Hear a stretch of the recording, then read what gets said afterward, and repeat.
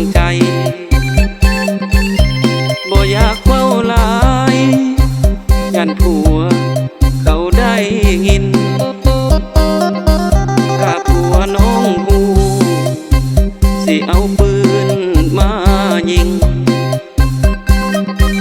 บ่กล้าสูงสิงได้แต่เก็บไว้ในใจผู้สาวเมียเขาอยากเว้ายันคนเขาสาบาดหัวน้องป้าให้อาสาเป็นคนปลอบใจทั้งที่หูว่ามันเป็นไปบ่ได้แค่คิดก็สุขหัวใจที่ลงแอบหักเมียเขา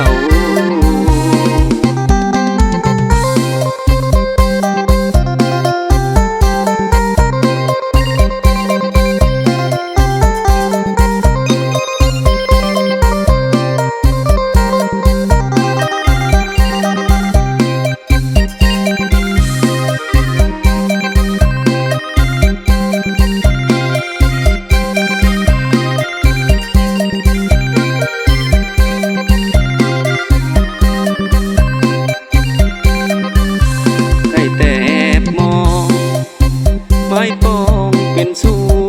ทางใจบ่อยากเว้าหลายยันผัวเขาได้ยินถ้าผัวน้องหูสิเอาปืนมายิงบ่กล้าสูงสิงได้แต่เก็บไว้ใน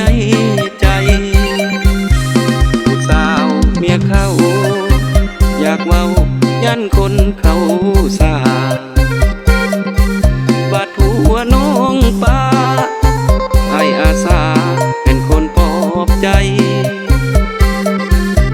ทั้งที่หูว่ามันเป็นไปบ่ได้